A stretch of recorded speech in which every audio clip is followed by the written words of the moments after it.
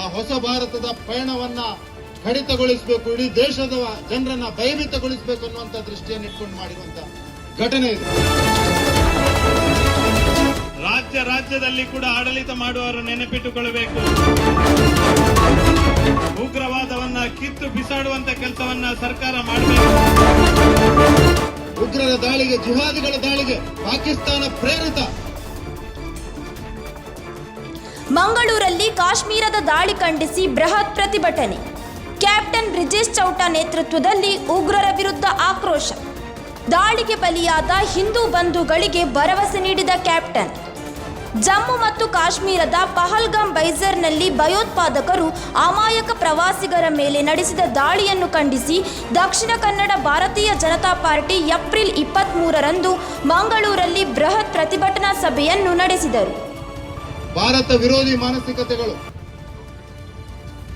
ಜಿಹಾದಿ ಮಾನಸಿಕತೆಗಳು ಇಡೀ ದೇಶದಲ್ಲಿ ಭಯವನ್ನ ಹುಟ್ಟಿಸಬೇಕು, ಹಿಂದೂ ಸಮಾಜವನ್ನ ಅಸ್ಥಿರಗೊಳಿಸಬೇಕು.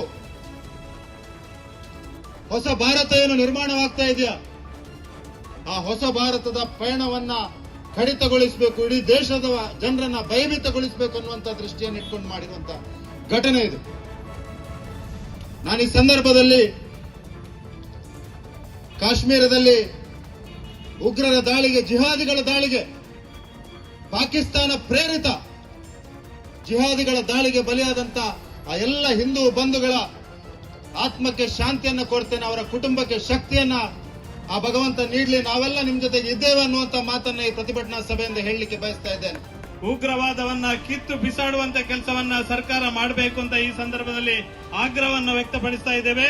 ಇದು ಕೇವಲ ಇಡೀ ರಾಷ್ಟ್ರಕ್ಕೆ ಮಾತ್ರ ಅಲ್ಲ, ರಾಜ್ಯದಲ್ಲಿ ಕೂಡ ಆಡಳಿತ ಮಾಡುವವರು ನೆನಪಿಟ್ಟುಕೊಳ್ಳಬೇಕು. ಇವತ್ತು ಅವರ ಯಾವುದೇ ಭಾಷೆಯನ್ನು ಇನ್ನೊಂದು ಮತ್ತೊಂದು ಕೇಳಿಲ್ಲ. ಆಡಳಿತ ಮಾಡುವ ಹಿಂದೂಗಳು ಕೂಡ ಯಾವುದೇ ಪಾರ್ಟಿಯಲ್ಲಿರಲಿ, ಅವರು ಕೂಡ ನೆನಪಿಟ್ಟುಕೊಳ್ಳಬೇಕು. ನೀವು ಸಹ ಅಲ್ಲಿ ಕಾಶ್ಮೀರಕ್ಕೆ ಹೋದ್ರೆ ನೀವು ಯಾವ ಪಾರ್ಟಿಯಲ್ಲಿದ್ದೀರಿ ಅಂತ ಕೇಳುವುದಿಲ್ಲ. ನೀವು ಹಿಂದೂ ಎನ್ನುವ ಕಾರಣಕ್ಕೋಸ್ಕರ ನಿಮ್ಮನ್ನ ಗುಂಡಿಟ್ಟುಕೊಳ್ಳುವಂತ ಕೆಲಸವನ್ನು ಉಗ್ರವಾದಿಗಳು ಮಾಡ್ತಾರೆ. ಈ ಸಂದರ್ಭದಲ್ಲಿ ಬೇಕಾಗಿರುವಂತದ್ದು ಇಲ್ಲಿಯ ಈ ದೇಶದ ಹಿಂದೂ ಬಾಂಧವರು, ಹಿಂದೂ ಸಮಾಜ.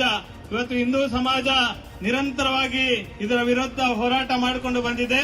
ಇವತ್ತು ಮತ್ತೆ ಈ ಜಿಲ್ಲೆಯಲ್ಲಿ, ಇಡೀ ರಾಜ್ಯದಲ್ಲಿ, ರಾಷ್ಟ್ರದಲ್ಲಿ ಬೆಂಬಲ ಕೊಡುವ ನಿಟ್ಟಿನಲ್ಲಿ ಪ್ರತಿಭಟನೆ ಮಾಡುವುದು ಅನಿವಾರ್ಯವಾಗಿದೆ.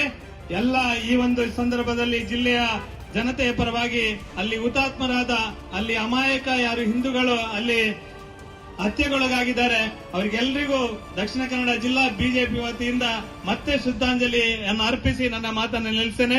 ಜೈ ಹಿಂದ್, ಜೈ ಕರ್ನಾಟಕ. ನಮ್ಮೂರ್ ಎಕ್ಸ್‌ಪ್ರೆಸ್, ನಿಮ್ಮ ಸುದ್ದಿಯ ಜೊತೆಗಾರ.